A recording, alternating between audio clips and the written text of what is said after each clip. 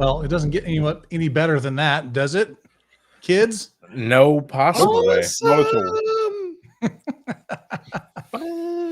Oh man, that was a good suggestion. And by the way, if you're just watching, welcome to the EMS show, the non-EM. Oh, this is our.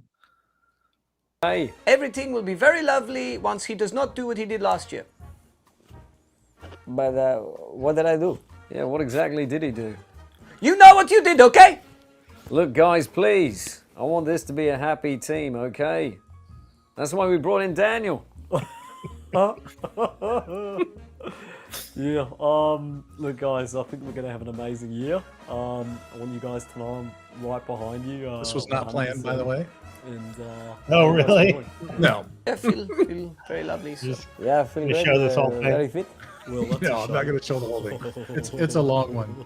Well, that's great. Yeah.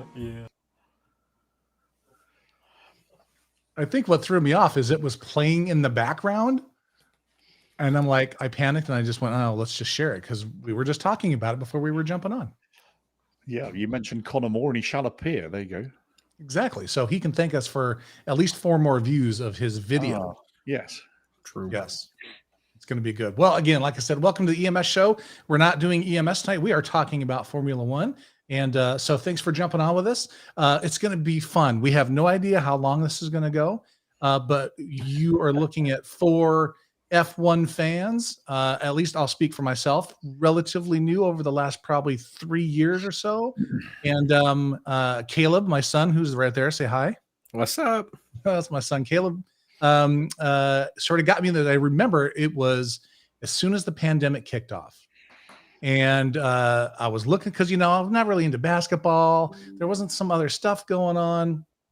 And he's like, you should watch F1. And when I went to watch it, they were sort of building up to the first race that got pushed until March, right? Where they canceled Australia like the day of. Mm-hmm. Anyway, so that's what I've been watching. We'll go around the horn, but everyone knows Ritu Sani. Hello, hey, buddy. It's good to see you. Hey, man. Good to see you. It seems like we never hardly talk anymore. We're so busy doing stuff. It has been. We text every now. We text almost every day. You do probably text quite a bit, but yeah, no, we don't talk as much as we should. Yeah, and then sort of, I think through my excitement about F1, that kind of got Ritu a little interested, maybe, and then he did some stuff. We'll let him get into it. And then our good friend Rob Lawrence, my man, we had been Facebook messaging like all last season. Hey, you watching the race? What's going on? Da, da, da. And I think it was actually, wasn't it your idea that we do this show, or was it? I think when you guys were doing real EMS, I was just kind of trying to suborn you into doing this through the comments section, and so clearly the power of persuasion works, Mikey. It does. So yeah, it was good. So we're gonna talk some F1. So really the idea behind this thing, it morphed a little bit. We were just going to kind of do a season sort of preview or whatever, but we also thought that there was, with the growth of F1 out there in the world, and it is exploding across the US. I mean, the data does not lie. It's pretty amazing. So we thought there might be people that were interested in learning a little bit more about it. And then doing sort of 4 passionate fans and just kind of talk about things. So, yeah. And I think that the tie-in is that there's probably not a more data-driven sport than motor racing, right? And we talk about data a lot on this show. And we did a football preview where we talked about how football uses American football. Rob, I'm glad I was about to get off on Manchester United or something. So I'm glad you. No. We talk about college football with a friend of ours who writes a blog about college football and specifically around data and how they use data in college football, and it turns out that they use it a lot. But I can't think of a sport with more and more data available to them and more things to change and tweak about it. So. Data and telemetry, amazing. Yeah. It is pretty wild, the amount of data. I mean, we actually in Mercedes does, and we're getting so out of order here, but Mercedes puts out pretty regularly the Mercedes AMG Petronas Formula One team, which Lewis Hamilton can't get right when he's trying to do an interview. But they did a whole, like about a 10 or 15 minutes segment on the data that they use and how they collect it and all this kind of stuff. And of course, just like everything, and we're tying in EMS. We said we were going to talk about EMS, but it's in our blood. I don't think we can get away from it. But really, how they use it for performance, right? How do they improve based on what they learn about their car? And in fact, all the cars were doing it just about 2 weeks ago when they were at their sort of practice sessions and they were getting testing done, right? So. All right. Well, that's enough justification. Let's just dive in, man. Get on with it, man. Get on with it. Let me find the slides here. Oh, I'm all screwed up here. I got to go back. I mean, you can So talk if you want. I literally have to go slide by slide backwards on this thing before I start it.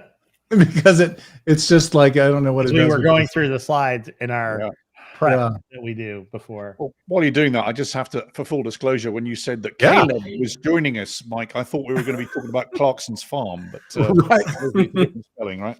Yeah, Caleb's name's a little bit spelled a little right. bit different. Do you drive a tractor, mate? That's the question. I not currently, but I have driven plenty of tracks. Ah, there we go. All right, well, there's a connection there. Yep. Yeah.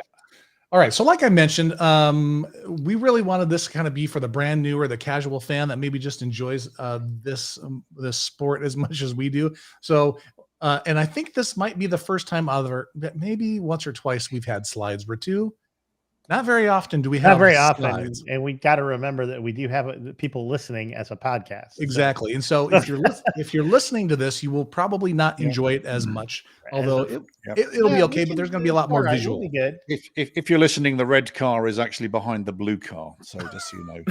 Yeah, exactly. All right. So anyway, that's who this is for. So I guess kind of some overviews, and we can cuss and discuss, but really one of the things that people may not know is that Formula One is part of a bigger organization called the FIA, which is the Fédération Internationale de Automobile. Now, that is in my best French accent. And they actually are the governing body for a lot of other ones. So besides F1, as you can see, there's the Karting World Championship, the World Rally Championship, the World Endurance Championship, the World Rallycross Typo Championship. Channy option. Option ship. I didn't even type. Did I type this? No, I it's thought French, mate. You just get away with it by saying I it's thought French. I did the old. Yeah. I thought I did the old copy and paste, but I Yeah. guess not. Champion. And then one of my new favorite ones, although I haven't watched it a lot. And by the way, Ritu and Caleb, specific to you guys, Formula E will be in Portland. They just announced, they haven't picked a date yet, but they announced that there will be a Formula E race in Portland sometime in the summer. Yeah, so that's going to be pretty cool. So you guys should definitely go to that. Rob, have you checked out any of the Formula E? So Formula E, for those that may not know, that those are fully electric cars. I haven't, but based on our responses, EMS link here, based on our responses to Tesla fires, I shudder to think what happens if one of those bad boys goes up. Yeah, I'm sure they have a plan in place. Back to motor racing. 100% sure of that. So anyway, the quick overview of the FIA. The 2023 season this year will consist of, and that's an old picture of a Red Bull that I got on Adobe stock. So I thought that was cool that they had that on there. You might notice the little crawler going across the bottom. EMS show, we don't own or have any rights to any of the images and stuff we're going to show. This is all property of F1 and the people that made these things. But anyway, 24 races, which is the most I think ever, which is pretty grueling. And they are. And one graphic I wish I could have put on here was the travel. Like, I mean, so we'll see the schedule itself. I might as well go to that now.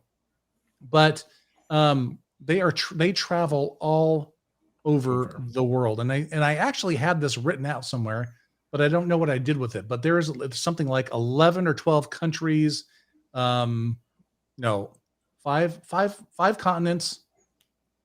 How many? 12 countries maybe, or something like that. Anyway, they travel and they crisscross. They need a better travel planner. Hey, did they drop from 24 to 23? Didn't they lose somebody? Was it China that they dropped out at the last? Yes. Did they? And they did not fill that, right? Because there's a gap.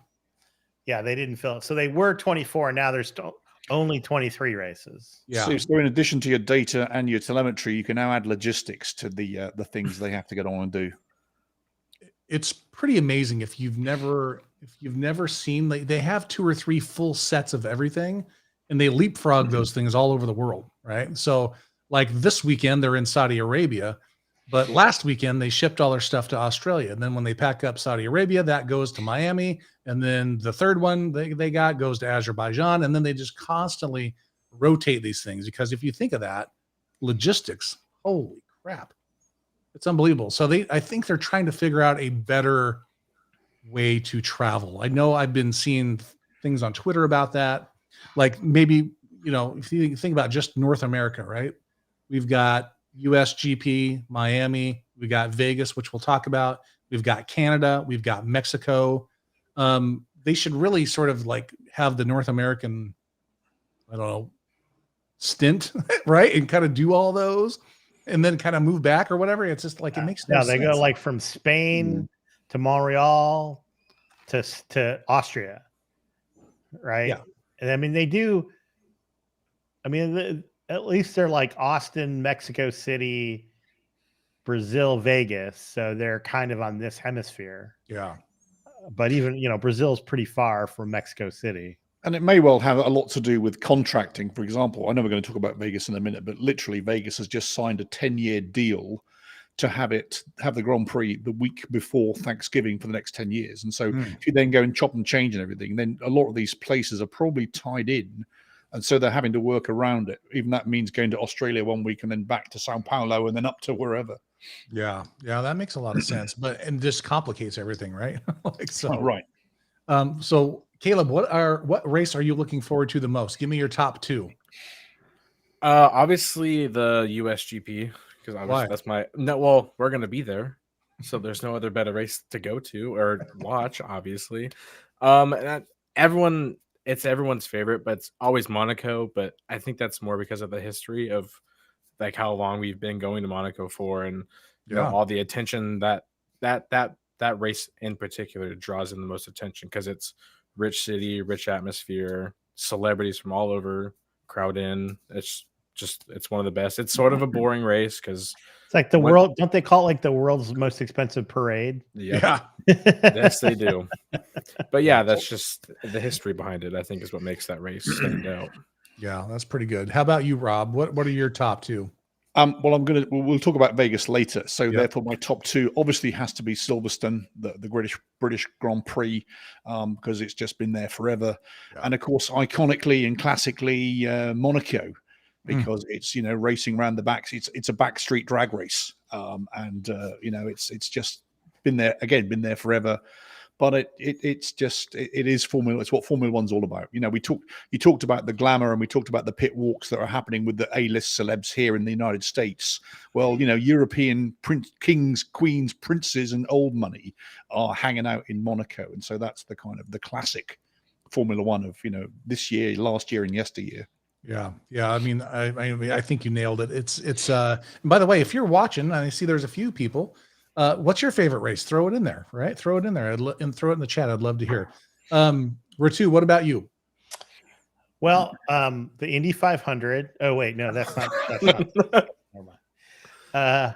Oh, and by the way, if you're watching Clayton Kazan, who tweeted in the week that we were going to talk about NASCAR, we do turn left and right in this sport. Just so you know. Sometimes multiple times in the same. He pointed out it was all still a big circle, is what he thought. So, I'm going to Vegas. So I can't. That's got to be on the top two, right? Well, technically, it hasn't happened yet either. I know, so but the races I'm most looking forward to this year, right. that is clearly one of them. And then here's my deal.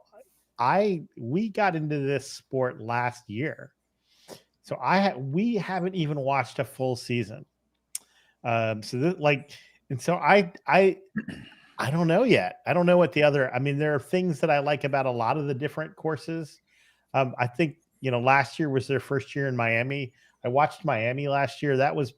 It's a pretty wild looking course. Mm-hmm. I like the ones where I can actually watch them live instead of having to watch them on tape delay. But of the courses that I've seen, I really kind of like the Castle course. Azerbaijan. Mm-hmm. Yeah, Baku, right? Baku. And then how can you not love the Temple of Speed? Yeah, that's true. Italy, Monza. That's what this is all about. It's about going fast. And what is amazing to me, we'll talk about Vegas, so we can talk about Yeah. that later. But Yeah. those are the ones that kind of jump to mind. And then they all have stories around like who's racing. Like I really, really wanted Sergio to win Mexico City last year. I just would have really loved that, right? A Mexican driver to win that race. And he did the really home well, GP. but he didn't, so there's every race has those kinds of stories in it, which is again one of the things that drew me to the sport. Yeah. Yeah. I mean, it's so true. And we'll talk about some of the tracks here in a sec. But really, I mean, how many other sports, if we want to talk about the NASCAR reference, right? Most, excuse me, most of the time they do have 4 turns. Sometimes there's a few more. And they race on some road courses. They come here to Coda and they race, at the Circuit of the Americas. They go to Watkins Glen and I think Sonoma. Those are all road courses. But typically they've got their 4 corners, right? Turn 1, turn 2. But in Formula One, almost every single track, there are corners named after people. Like they're historic, circuits. And it's just so awesome. And some of my favorites are, we'll talk about the British GP here in a minute. I don't want to give it away, but like Maggots and Beckett's, right? That is a high speed, like amazing. It's just amazing. It's just amazing, right? So how many other sports name their corners, right? I should talk about mine. So here's the thing, like from Caleb probably disagrees and you guys might disagree before. Rob, have you been to an F1 race?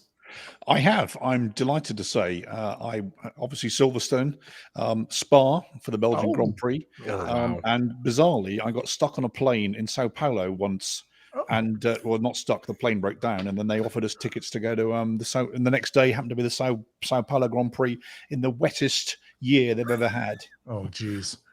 Yeah, it's so funny. But for me, the in-person experience, I mean, it was kind of neat. But these tracks probably average 2 or 3 miles long, and so the first lap is cool and the last lap is cool. But really, it just ends up being this like every minute and a half, your car goes by, and then you're kind of just waiting for them to come by again. So the TV coverage is really good. But from, I don't know. I mean, it's cool to be at the event and it's really awesome. So having said that, the USGP was great. I've been there. This will be our second time going. So that's gonna be awesome. But you mentioned Spa. That's probably one of my favorite ones. I mean, high speed, you want to talk about another named corner. Caleb, what's the name of that corner? Eau Rouge. Eau Auguste Rouge. Rouge. Yeah. Eau Rouge. So if you're bored after you get on watching this, just type in Spa, Eau Rouge, F1 and watch these things amaze you as they go around these corners. It's pretty wild. All right, let's talk about some teams. This is the part I like. So here's your driver lineup for 2023. It's a little bit different than last year. There was a little bit of moves, and Ritu, I'll let you talk about this a little bit, but we'll talk about Drive to Survive. But you made a great analogy as to what F1 is like. It's yeah, it's like high school. It's like $1 billion high school. So that's one of the things that really drew us to the sport was watching it Drive to Survive. And one of the things that really is amazing is there are only 10 teams in Formula One. There may soon be an 11th, kind of hoping there will be. But there are 10 teams and each team has 2 drivers. And that's it. So every race has 20 people. Not 33 like the Indy 500 or, more like 40, I think sometimes in some NASCAR races. And so it's a very small group, and which from a fan perspective sort of makes it a little bit easier to kind of get into the depths of a team or different teams. So the other thing that's different about it is that the teams are not, they're constructors. So like in IndyCar and the other kind of other racing, the cars are more spec'd, meaning that they're kind of more similar. That each team is responsible for basically the design and build of their car from scratch. And there are some there are a lot of very specific regulations on what that car should look like and act like and things like that. But at the end of the day, what you see was drawn on some guy's board as part of that team. Now, some of the teams like Haas, they buy all their parts from Ferrari basically. But like the big players, the Red Bull and Ferrari and Mercedes, they're designing and building and making all their own parts in a shop, in a factory. So, that's the other. So they're not just teams of 2 drivers. They're building these whole thing. But what this whole thing is like 20 drivers. And then the other characters that I don't know if you wanted to talk now, but the people in charge of these teams, the team principals, these people are, the personalities involved and that's what makes it so fascinating to me. And it's like, again, we had a lot of movement, a fair amount of movement of drivers last year to this year. And it was like one team announced that a former world champion, Sebastian Vettel, who's this beloved driver, retired, and then Aston Martin just sneakily grabbed Fernando Alonso from McLaren, which is the orange team in the upper right. He wasn't on McLaren. No, I'm sorry. Yeah, he was Alpine. He was on Alpine. Mm-hmm. So they grabbed him from Alpine, and then Alpine announced that their third driver was going to be their driver. They put out a press release, and they said, "We are happy to announce Oscar Piastri as our driver." And then Piastri responds with a tweet saying, "I haven't signed no damn contract." And it's just like, and it's on, bitch. Like, Yeah. So what's happened is like the team lead for Alpine asked Piastri to the prom, but Zach Brown beat him to it, and now he's going to the prom with Zach, but Aston Martin, Lawrence Stroll had made a big sign, stood outside Fernando Alonso's apartment with a boombox. A good reference. It just feels so much like that in a lot of ways. And when you watch Drive to Survive, it's like, I can't believe that he said that about me. So I think that's what makes it fun, is these personalities, and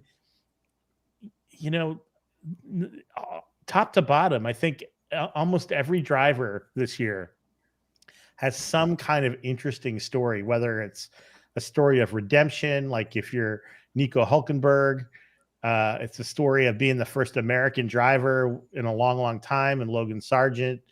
There's every driver has a story that is interesting and you want to follow. Exactly. Caleb.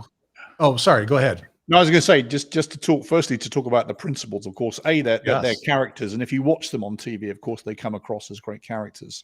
I don't know if you have the ability to do a little Google search, Mike, but if you Google Christian Horner, and for those that are new and watching, Christian Horner is the principal of Red Bull. And to give him some further, I don't know, credibility or non-credibility, he's married to Jerry Halliwell, a.k.a. Whichever Spice that was. I think she was one of the Ginger. Spice Girls. Ginger. Ginger Spice. That's right. Yes, indeed. I should know that. But he actually did a lecture and addressed the Oxford Union in England, the university, on leadership and management. And it's one of the finest presentation session discussions on leadership and management I've seen in many a long year. And so you get a chance to do. I think he's a weenie. Say again. I kind of think he's a weenie. He's not my favorite principal. Well, but he's a winner without a doubt. Is a winner. But actually, again, Ritu, I commend the Oxford Union debate that he went to. You may, call me after. You may change it. You may change your view. I'm gonna have to watch that. Yeah. Yeah. I mean, he's a winner, and he runs that organization has done amazing. But they're all, the personalities on these folks is just impressive. Caleb was going to jump in. Well, I feel like Mike, Dad was going to ask me a question, but then he got distracted. But yeah, I mean, Christian Horner, great guy, but I feel like another one is Toto. I feel like his personality and his view of the sport has drastically changed from when I started watching in 2016. He was this uppity go guy, and then as the season were going on, and Mercedes was slowly being outpaced by Red Bull and Ferrari. It's sort of he's the whiny one. I think that's Speaking personally, of it's how I feel. let's watch this clip. It's 11 seconds. It's one of my favorites of all time. And something to limit the problem. Congratulations. Well, change your car. You've got a problem. Change your fucking car. Then you change your car That's because Horner. Checo has been saying the car is fucked. Yeah, that's the other piece is when you can drop as many F bombs as I like to drop. When Toto can say the car is fucked. Well, this is the first two. Toto won 7 championships in a row, right? Or 8. He won 8. Lewis won 7, but Mercedes won 8. Oh yeah, because of what's his face? yeah. Yeah, I mean, so last year was the first year he didn't win or 2 years ago. No, last year. No, 2 years ago. 2 years ago. 2 years ago was the first year in 8 years they hadn't won a championship, and I think it's a different place for them. They also have always had this huge advantage just in their technology, and they clearly had made a big mistake last year, and as a result, did not have a big technological advantage. Yeah. And what's interesting with the constructors is that I think if you look at a problem with Formula One, it's that there's a clear delineation between teams that could spend a lot of money and did, and those that couldn't. Now, The hopefully haves and that, have-nots. yeah. But I think the stories that behind all of these drivers, I think, kind of makes up for that. And sort of staying with Mercedes, I don't know if you saw the story maybe earlier this week or last week about the fact that whilst you mentioned that they construct their own vehicles, a lot of them actually buy engines from various engine motor manufacturers, Honda, Ford. Mercedes obviously are with Mercedes, but Mercedes also equip Aston Martin. And this season so far, Aston Martin is starting to show strong, obviously, with the presence of Alonso, sorry. And so the story I saw was, they only make so many of these high-spec engines, and actually Mercedes, the factory, may sell the Mercedes engines, the good ones, to Aston Martin and not Mercedes, which kind of beggars belief. But that was it's interesting that they're competing also for some of those parts that they can't source themselves or make themselves. Yeah, when the customer teams are beating the shop teams, that doesn't sit well with a lot of people. Right. Yeah. So anyway, so let's just lay it all out on the line here. I'm gonna obviously, if you can't tell by my shirt here, 2-time world champion right here. My team is Red Bull, sort of always has been since the get-go, and I'm not sure what it is. I think it's Verstappen, to be honest with you. Verstappen. We both have the Dutch lineage. I just can't help it. I mean, he's a bit of an asshole, and I like that. He's fierce and an amazing competitor, and I like him. And I think he started racing. He was the youngest ever, right? 16 or 17 to get an F1 car. Unbelievable. He was 17. Yeah. So that's my team. Caleb, what about you? I have to follow suit. Red Bull. I think it's when the past couple, like the one we went and saw that, I think it was that year we went to the GP in Austin that I was like set on Red Bull. But before that, it had always been sort of the twinkle between Red Bull, Ferrari, Mercedes, and then even Williams, but more Williams just because the history behind the team, of course. They've been in here for a while. They were the reigning champs for a little bit, and then obviously as time has gone on, they've fallen for a down long that time. path. We'll look at sort of the constructor history here, and Williams was a big deal for a lot of years. A lot of years.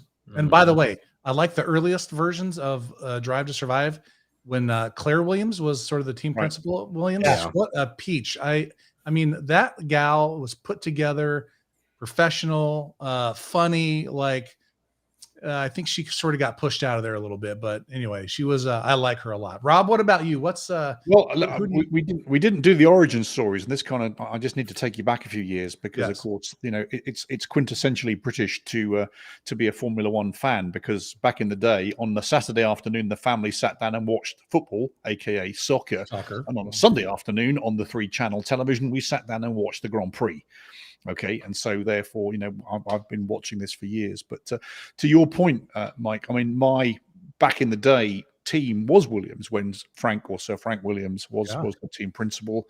And I think it was sad to see that his daughter Claire Williams took over, and then of course there was an ouster there, and it's a bit like the old moneyed family that are trying to keep the mansion going, and they're slowly running out of cash and can't afford to put a new roof on. Eventually, something has to give, and that's kind of what happened to the Williams team, I think.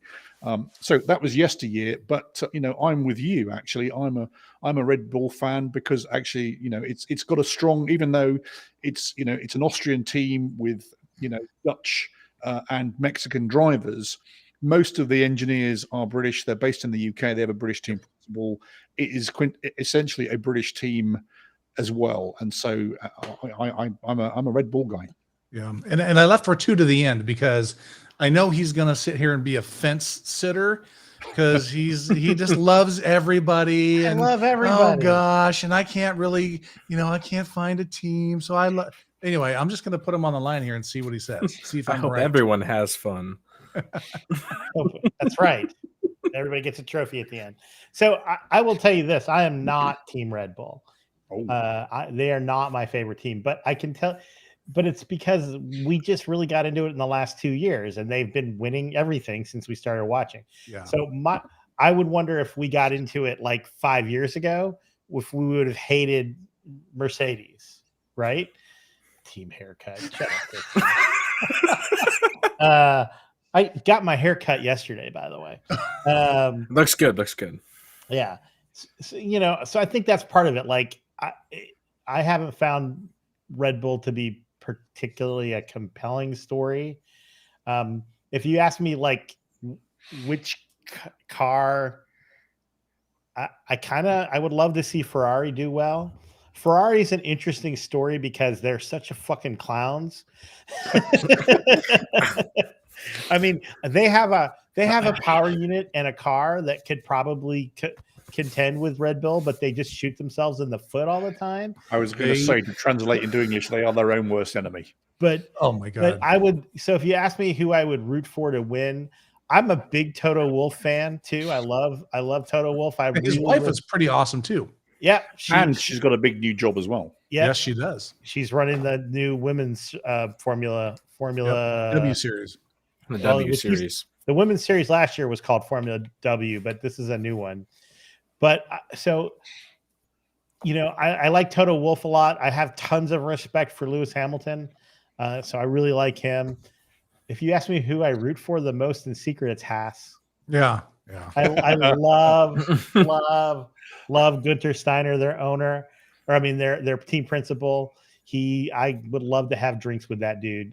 He cracks me up, but it's because you watch Drive to Survive, and he's the only guy. He's like, my drivers are fucking morons, and it's like, this isn't like just culture, is it? It is not. No, the race hasn't started, but we're lost. I've got to go and phone Gene.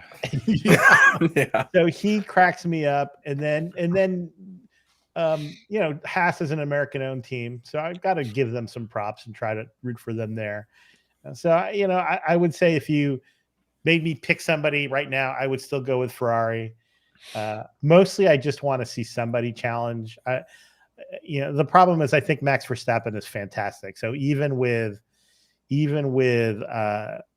if his car was not the best car, I think he's still the best driver. See, it's interesting, Ratu, just to sort of jump in there, because of course, you are seeing, you've just arrived in the sport, and of course, Red Bull are at the top of their game now, and right? You want to see somebody challenge them. Go back for 7 years, yeah. And those Mercedes, oh for goodness sake, we need a team that can come and take them off the top. So and now we're going to rinse and repeat, of course. But you've arrived at the top of that peak.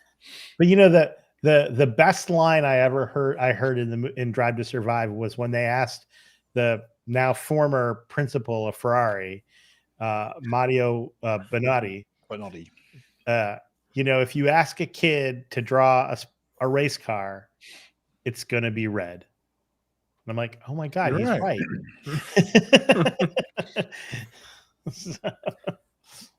I was trying to find it's Mattia Bonato, by the way. Mattia. He's got the best hair ever. Well, he's like if he's like Harold Ramis had a racing child. Oh my God. That is so. Well, now Bernardi's out of a job. Perhaps he could be another Ghostbuster then. That's right. God. Why is he Anyway. like he should have been on our show? I know he's looking for work. Yeah, that's Yeah. true. That's true. Anyway, this pic here, this was just a picture of some of the tracks. It wasn't the best one ever, and you can't read anything, but you can see there are clearly corners on every circuit here. Oh, If you look carefully, you can see animals, by the way. Yeah, exactly. Yeah. All right, let's talk about the way a Formula One weekend, sort of a race weekend, goes here. Ritu, do you want to talk about this one a little bit? Sure, can do that. Yeah, I mean, it's pretty predictable. There are these like sprint races, but the amount of time they can spend on the track is actually super tightly controlled. And that's one of the things that makes it, another thing that makes it interesting is because they do all this work and they do wind tunnel work, but they don't really know what they're going to get till they get on the track and they put the car out there. And of course, every track is different just because of its location, but then every track is different based on its weather and time of day also. But they kind of head out, you know, it's a race weekend, typically Friday, Saturday, Sunday, although Vegas is Thursday, Friday, Saturday. Yep. It's because it's like, I think 10 p.m. Yeah, Saturday it's night, very Vegas strange. time. yeah. It's got to hit the European and Asian Yeah. TV markets. That's the thing. Yep. So they have 2 practices on Friday, and you know they're actually pretty fascinating because you kind of see them doing like these shakedowns of like, let's put this out there and see what we got. They'll try different tires because there are different sort of tire softness because you get better compounds because you get different. A softer tire is faster, but it doesn't last as long, et cetera, et cetera. And so they kind of put that out in the first couple days. In the first day, they have 2 practice runs with a lot of work in between. And of course, if somebody crashes a car during practice, that just fucks up the whole weekend. They gotta build their car. They got to basically rebuild this $1 million car from scratch in time for at least the qualifying. And then on the second day, on Saturday, usually that practice is more geared towards qualifying, right? So they'll run they'll run sort of a lower amount of fuel, and then the tires they're planning to run in qualifying. So one of the things that's interesting about a difference about IndyCar versus Formula One is in IndyCar you run a qualifying when you're qualifying. You can run a qualifying setup on your car. And then once you qualify, you can change the setup to be better attuned to driving the full 500 miles. That's not the case in Formula One. The setup you qualify with is the setup that you have to race with. Indeed. And so, yeah. So I'll qualifying itself is a whole separate story. So I don't know. Somebody else wants to just jump in and describe qualifying. Caleb, Rob. Yeah. Who wants to jump in and take it? I mean, qualifying is just fast paced. It's pushing the car basically to its limits to get that fastest lap and get that better position for the race on Sunday. So it's broken down into 3 different sessions. First one, they all go out, do their laps, make their adjustments, go back out on the track and push it. And then you'll see a decent pause or cars coming off the track. Then around that, was it like 5-minute marker, you'll start to see the cars come back out and then push, and then it's sorted. I believe it's the top 15. And then they eliminate 5 cars from after the first qualifying session. Mm-hmm. And then session 2 comes out. Basically it's rinse and repeat. They get that last few minutes and they're out, push the car, and then it's top 5, right? Or is it 10? And then they eliminate 5 more after qualifying Q2. And then they put the top 10 cars out. Yeah. Or the 10 remaining cars. And then whoever's fastest. Yep. And that pretty much sets the top 10 sort of lineup there. You get your pole.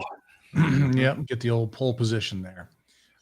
Yeah. And then the one thing I really like about the Sunday race is, of course, there's a lot of pomp and circumstance, but the race itself, there is a time limit. And I love that, Ritu.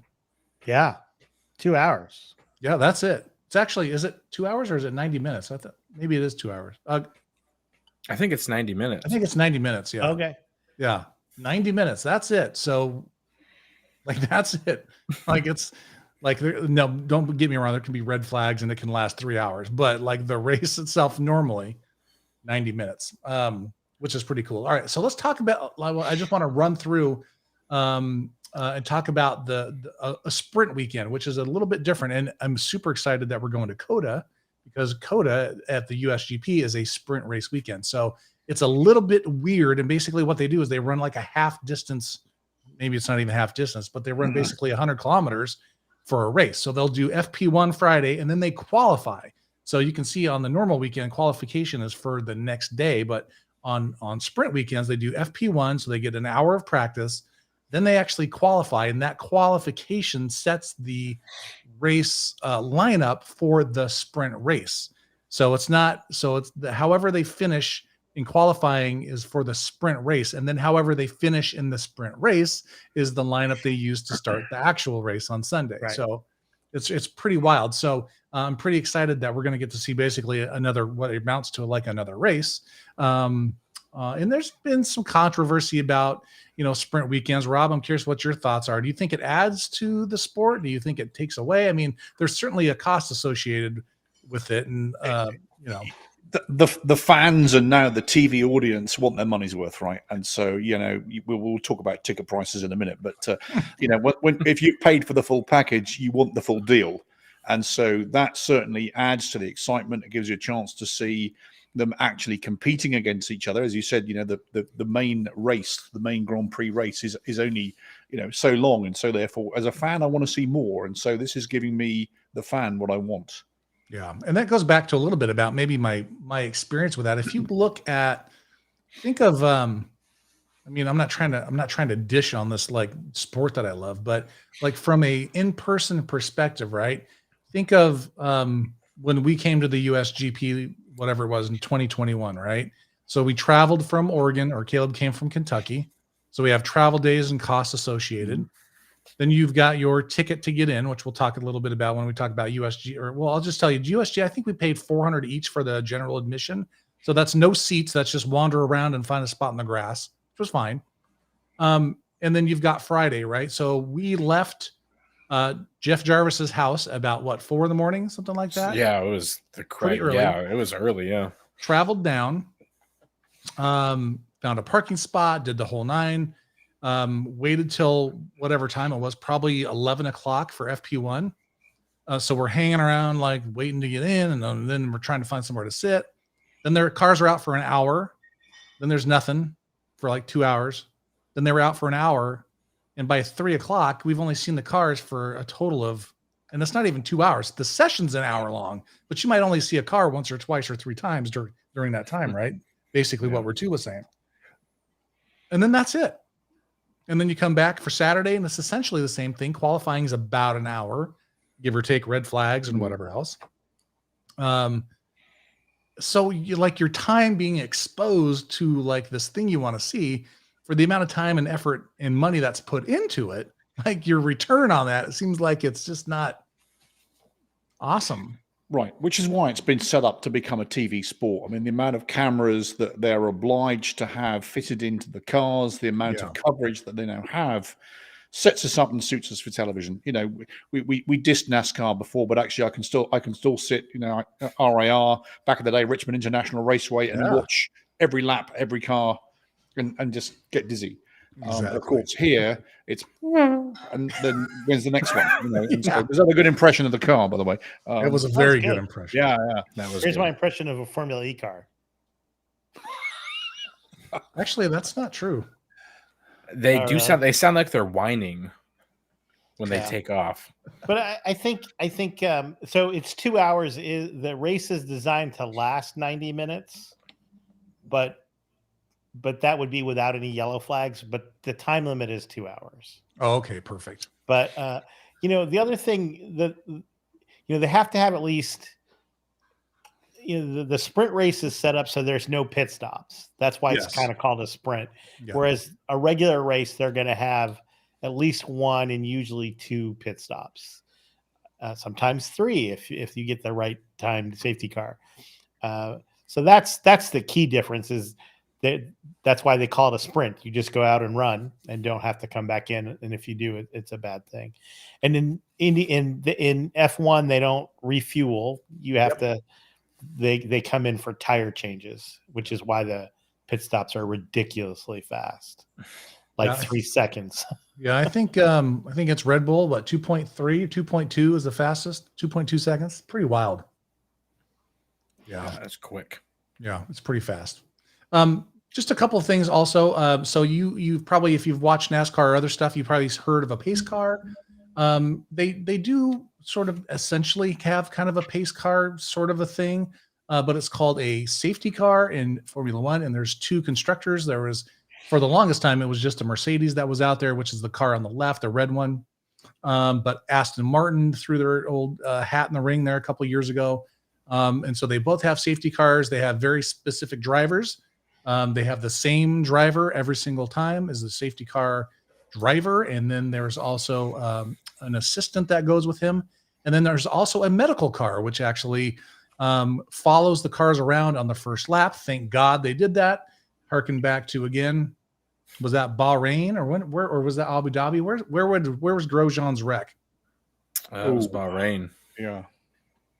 That was it was around the back end of the track, I believe. He came around the corner and something. Didn't he like lose like control or something, or he got bumped and shoved into the barrier? Yeah, Was that on the first lap? First or second. I think lap, it was, very yeah. early. yeah.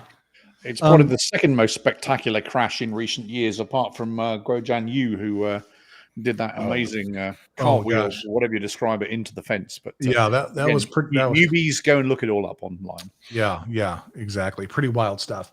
So anyway, so that's pretty cool. And then obviously there's the same, essentially, that's the one thing I like is the flags translate, right? So like these are the same flags you might see in any motorsport, right? Green flag, go, yellow flag, caution. Although you will see like on most tracks, there are lights as well. Obviously there's in-car communication. So team, their person that they're talking to will be telling them where what's going on with flags and stuff. Red flag is obviously a stop. Black flag. You don't see a black flag very often in F1, but they will essentially what we would know as a black flag a car if they've got parts falling off and it's a safety issue. They will get actually, I think it's a blue flag with a meatball on it. So it's basically a circle that basically tells them that they have to go in, they have to go pit.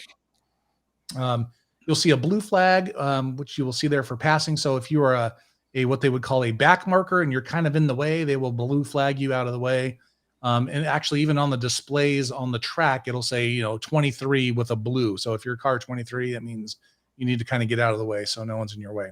White flag is one lap, or they call it the penultimate lap. I always like that. They always have cool names for stuff. The penultimate lap, which we're going to see a clip of a penultimate lap here in a little bit. And then, of course, the checkered flag, which is pretty cool. I love how the teams all run out and jump on the fence and, shake their fist at their driver coming across the finish line. It's pretty cool. Anything else? Just before you go, I just found the Christian Horner piece, and I put it in the notes there. So if you're wondering what that random YouTube link is, it's Christian Horner talking actually to the Cambridge Union, not the Oxford Union. Oh, nice, perfect. Yeah. Oh, that's like you're screwing up Michigan and Ohio State there. I know. Oxford and Cambridge. Brits watching will go, my God. Yes. There you go.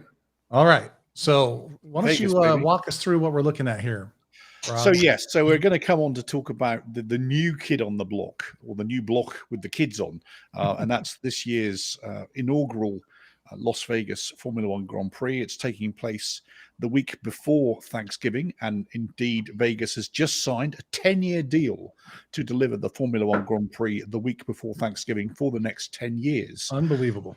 Crazy. What does it mean? It means that it's going to be spectacle. It's going to be in the city that never sleeps, as Ritu mentioned. Because of the TV market, it's going to be a night race, and again, there are a number of night races around the circuit. Mm-hmm. Singapore, I think Baku isn't, but Singapore, definitely. Singapore is definitely under the lights. This is going to be another one. It starts at 10 o'clock at night. Again, because it's morning in the UK and then progressively later as you go around the world. It's gonna take a lot to get this organized, because if you've been to Vegas, and most people have been to Vegas, think about the Strip.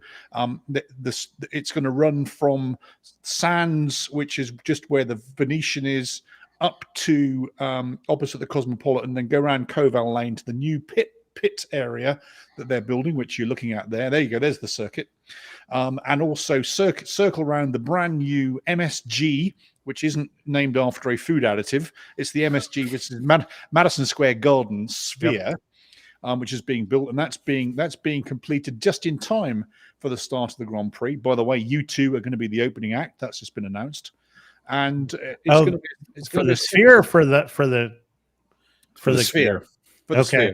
For the sphere, I want to try to see them while we're there. They're doing a residency there, right? Yeah. So it's an amazing. I mean, again, go Google the MSG Sphere. It's going to be I think I just said this. MSG is Madison Square Garden Sphere.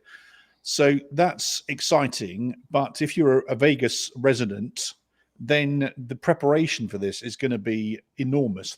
Yesterday they announced the roadworks and the construction and the asphalting they have to do, because they have to put 8 inches of asphalt on the track, and of course the track is half the track is the Strip road. So they're going to close the Strip down incrementally to pave it, and then all the bits round. And there you go. There's the new and permanent pit area and paddock that's going up, and that's literally it takes me about 10 minutes to drive there from where I live, and that's going to be, hopefully that'll be like a visitor center in the off season, I'm sure, but again, that's going to be a permanent fixture. So it's exciting stuff.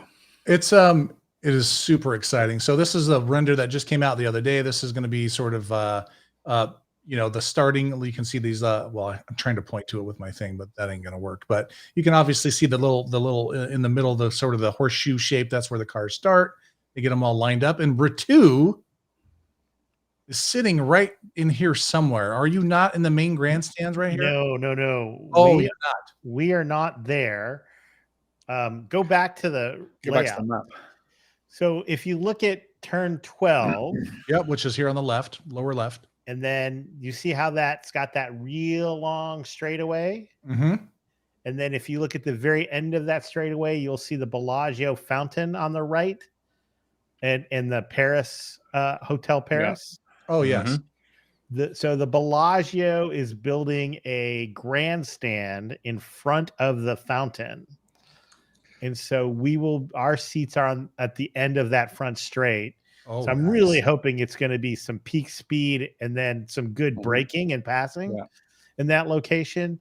But that straight 12, 13 into 14, that is the Strip. So those cars will be driving 220 miles an hour straight down the fucking Las Vegas Strip. And I am going to be sitting at the very end of the Strip watching them come right at me. So that's where. So we actually, the tickets we got, there were a bunch of choices. We could have been around the start finish for roughly the same price. Yeah. But we decided we wanted to do the Bellagio fountain end of the straightaway. That's cool. That's now, don't forget that if you have a spare $5 million, you can take the penthouse at Caesars with you, 20 of your closest friends, and watch the race from there. But you only get 2 parking permits. Well, that's so funny, because that means that the Wynn $1 million villa is actually a bargain. much Absolute cheaper. Yeah, it's a giveaway. That mate. one comes It really with is. 16 race tickets. So let's talk about another elephant in the room, which might be one of the things that turns people off from Formula One, is that there's nothing cheap about Formula One. And I don't care if you were talking about a ticket, if you were talking about this shirt right here, this shirt. Do you know how much this T-shirt was? $27. I'm embarrassed to tell you. $45. No. $95. $95 for a T-shirt. Like, it is ridiculous. Oh, I mean, and I might add, none of it fits very good because it's all Euro trash. Sorry, Rob. My dear chap, I take umbrage at that remark. Well, it's like they've never heard of a 2X person before in Europe. It's the weirdest thing. It's like it comes in as an extra medium. I agree. You know how many things I've had? I have a brand Yeah. new. It's a Tyler Christofoli shirt. Is that what you're Yeah, telling yeah, me? exactly. I have a brand new 2023 Red Bull Polo that I bought. Won't tell you how much I paid for it. Bought 2 sizes up because I'm not stupid. Doesn't even come close to fitting. I got to return it. Well, It's I mean, the quality of them, amazing. So I do want to say that, but the sizing, don't waste your money. You have to go on Etsy or something and find something. But Yeah, let's talk about like the cost. So,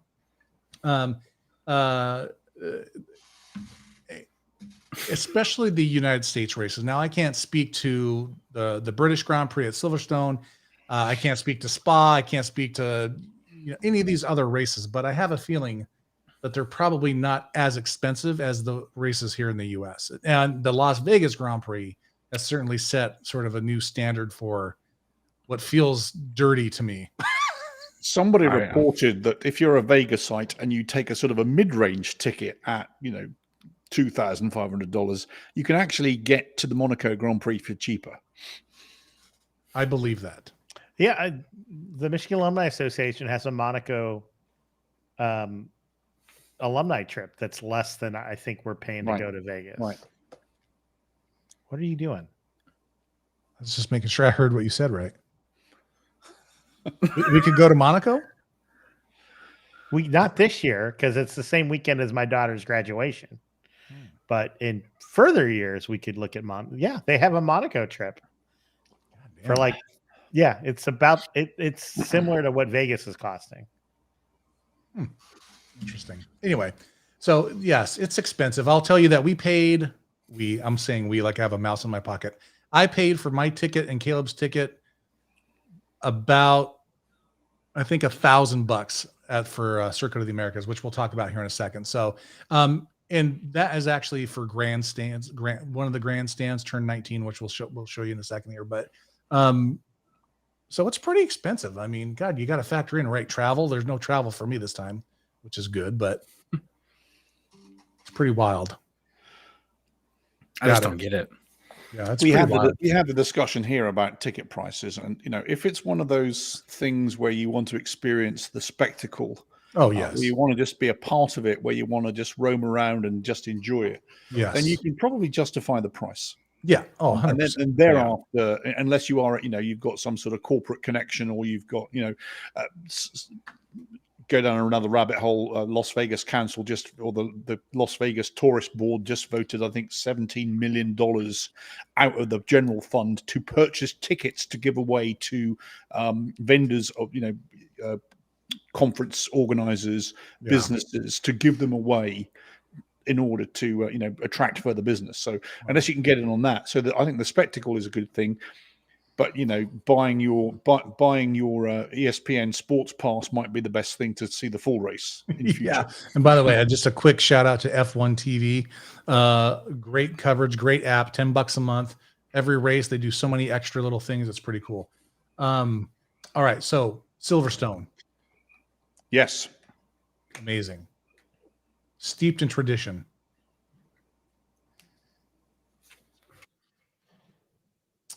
Here is Circuit of the Americas. So this is a great picture with the Texas flag in the back there. Pretty cool. Excited to go there. This is what, like, how tall is this thing, Caleb? Do you remember this big old giant thing? Oh, Big Red? Yeah. This is the backside of Big Red. Big Red, I think, goes. Is it like 20 stories or something? Like, it's pretty big. I don't know the story level. I think the guy, I heard him announcing, or I've seen it, it's like 1.5 miles or 2 miles up. So when you're looking at it on TV, you're like, oh, it's nothing. And then all of a sudden you're seeing it on TV and walking it are two different things. This thing literally just goes. Oh, you're talking about turn. You're talking about turn. Yeah, one. turn one. I was Where talking about the big tower. Oh, the big tower. Oh, okay. Yeah. Probably 20 or 25 stories, I'd imagine. So this is how the Circuit of the Americas here in Austin is laid out. So this is your front straightaway right here. Last year, and this is what Caleb was talking about. It sort of got cut off, but at the end of the green line here, and again, I'm pointing at it like you can see it. You can't see it. Anyway, it goes literally is uphill. It's pretty wild. You'll die when you walk it.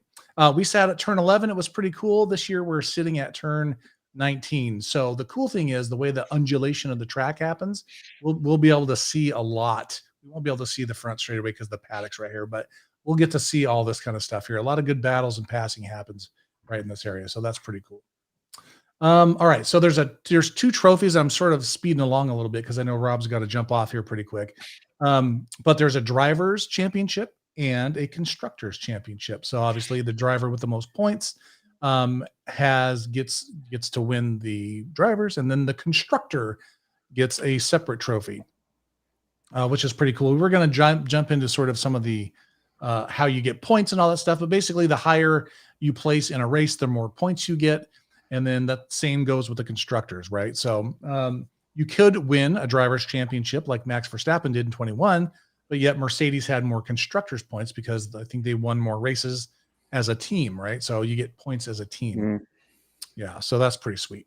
And here's Actually, that's just worth mentioning that when you see the podium at the end, you've got first, second, third, and then you'll see a fourth person up there. Yep. And that's the constructor getting the top placed constructor gets the fourth spot on the podium. So they are, not only do Max, Sergio, and Lewis spray champagne over each other, and the constructor person could be anybody from the team. Yep. It could be the team principal, or in past years, the director of HR. You do such a great job. You're going to go, if we win, you're going to go up there, and you see all sorts of people up there. Yeah. And that must be an amazing experience if you're a staffer for some of these companies. It's not just going to be the manager, the boss, whatever. Mm-hmm. It could be anybody, and they do put people up that are meritorious and deserve to be up there. And so it's always fun to see who the constructor recipient person is. Yeah, it's pretty cool. That's a great point.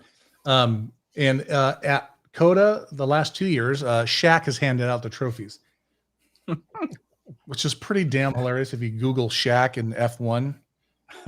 Yeah, my favorite's one. I think it's where he's handing Max the trophy, and someone obviously photoshopped it, but he's like towering over him, and he's handing him like this little piece of metal.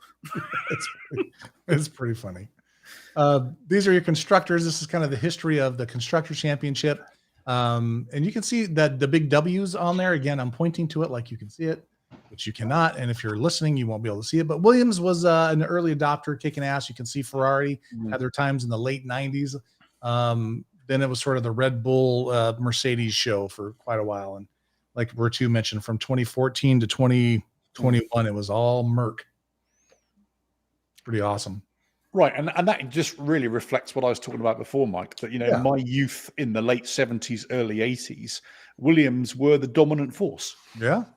Yep. And you can see there's Lotus. There's a lot of constructors aren't even in here anymore. Elf Tyrrell, where do they go? Exactly. Whoever this was, Matra, I've never heard of that, or 1969. Not even sure what that is. But the other one that snuck in there a lot in those 80s was McLaren. They've sort of had a little bit of a run, and they were getting better over the last few years. And then this year's not looking so hot for McLaren. So it's a little bit of a bummer deal for them. I wanted to spend at least the last few minutes while Rob's here to talk a little bit about the 2021 season. So for the 4 people watching and the 10 people listening. So this was a season for the ages. So going into the very last race, Max Verstappen, Lewis Hamilton were tied with points. So drivers' points, 369.5 points apiece, right? So it was going down to the last race. And as it would turn out, it went down to the last lap of the last race. And I thought one of the fun things that I could do was for about 2 minutes, let you watch that last lap and really introduce you to one of my favorite characters of this whole thing, and that is David Croft, who is the Lights out and away we go. Crofty. Crofty is pretty fun. It's really black and white. People either hate this guy or they love him. I love him. I think he's love him great. to death. Yeah, I think he's great. I'll always watch him. But let's just so like the people. I mean, when the race starts, the other thing that's unique about Formula One is it's a standing start. Yes. And the each light lights up, and then all 5 lights out, and then they turn off. And when the lights go out, that's when the cars go, and that's when David Croft yells, "Lights out," and away we go. And then you got his call on the last lap. Yep, I got his call on his last lap, but I want to play you lights out and away we go. Here we go. It's lights out and away we go. Bottas gets away with. It's lights out and away we go. I think Vettel got the better of the. It is F1000, and it's lights out and away we go. Bottas. So anyway, that's his thing. And they asked him, where did you come up with that? And he's, of course, it was very. But before my lights go out and away I have to go, I don't think you had a slide, but I saw the name Martin Brundle there. Mm-hmm. And I just want to talk about Martin Brundle for the uninitiated. Okay. And so the uninitiated being the A-list celebrities of Hollywood. Martin Brundle in Formula One motorsport is a living legend. And he was a world champion in his own right of yesteryear. Then went on to the TV punditry, and he does this thing before every Formula One, which is the Martin Brundle pit walk, the Martin Brundle grid walk at the starting grid. So Martin Brundle has a live camera following around, and he will go and talk to all the drivers who know him. Oh, there we go. He'll go and talk to all the principals. He'll go and talk to most celebrities who are Formula One fans, and they will stop and give him a soundbite, and he'll carry on. And that's a feature and has been of Formula One for, it's ingrained. It's in a tablet of stone. Martin Brundle shall walk the grid. Fast forward to Austin, of course, it's a new concept. And again, Drive to Survive, and people are coming to be seen there. And I don't know, pick a celebrity, and you probably can work this out, Mikey, from your feed there. But he was heresy. He was brushed off by somebody. Everybody talks to Martin Brundle. And of course, the world is bigger than the US, and so the Twitter exploded at the muppetry of a celebrity not stopping to talk to Martin Brundle. So it's a feature. It's part of the furniture, and so enjoy Martin Brundle, because he's, in Formula One terms, is a legend. And we all expect and can't wait to see Martin Brundle, I'm just going to tap Tom Cruise on the shoulder, or we're going to catch, David Beckham or Gordon Ramsay. Tell us which one of the million restaurants you've opened this week, etc. But he will talk to fans. And so that's my pay attention to Martin Brundle pitch. And he'll be the second one that's going to come on here. You'll hear Crofty talking about the thing, and then you'll hear him come on here. So great. Is coming in at the end. What did I do here? That's not on here. All right, golly. Oh dear, that you never tire of watching that. And actually, to translate that into American, right? That's one of those Super Bowl clock management last 30 seconds of the Super Bowl moments, because the teams were neck and neck. It's got to come down to the final play, and that was it. It was unbelievable. And like Caleb mentioned, well, I think before we were getting on here, is if you're a fan and you've been watching, like, where you were, like we all woke up early, we were watching it live, and it was just unbelievable. But there was so much. I mean, it's just, the clip is just a moment in time, but you have to realize the totality of the season and the shit that happened all year long, and the stuff that happened in the race. And there was some stuff that was hinky, and it probably shouldn't have been the way it was, and like probably shouldn't have ended up that way. I mean, but it was exciting. It was very exciting. Like, you just never get tired of watching that clip. Like, it was so good. Rob, I know where were you moments when Johnny Wilkinson, rugby fans watching, when Johnny Wilkinson kicked that ball through the posts for England to win the World Cup. It's one of those moments. Mm. Yeah, that's exactly. Had to get a rugby reference in there. Yeah. Anyway, Rob, I know you got to get going here pretty soon. So how are you on time? Do you have another minute? Or are you cutting it out? Yeah, I got a couple of minutes, but all right. I think we're pretty much wrapping up here, but we wanted to just throw a quick, nod to Drive to Survive. It's on Netflix if you don't have it. It's very well produced from a visual standpoint. There's, of course, drama added, I would think.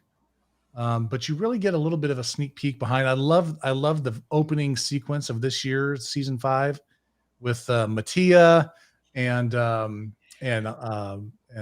Gunther riding on the Italian countryside, and the little ass car that they're in. Like, I mean, it was really, really delightful done. But yeah, if you watch this from, I think there's 5 seasons, you get, I mean, at least you get a flavor, right? And Ritu, you started, and I think I sort of encouraged you, hey, go, you should watch it. It's light, it's fun. Yeah, no, that's I mean, that's how we got into it. We we had a history. We went through an IndyCar phase in the 90s. I got a chance to be the track doc at one race, which was amazing. The IndyCar people were so incredibly nice. We went to 2 or 3 other IndyCar races on our own ticket. There was a great race in Cleveland at a municipal airport where you would sit really high, and all the runway, it was actually a road course for IndyCar, and the runways and taxiways were the actual course. And it's a perfect way to watch a race. And then, we kind of, IndyCar, some of you may remember, had a big schism, and then it kind of lost a lot of juice. Like CART, and then it was some other stuff. And then IndyCar and blah, blah, blah. And they got back together. And then, so we always had this thing for open wheel racing. And then we watched Drive to Survive. And again, it's like watching Riverdale with racing, right?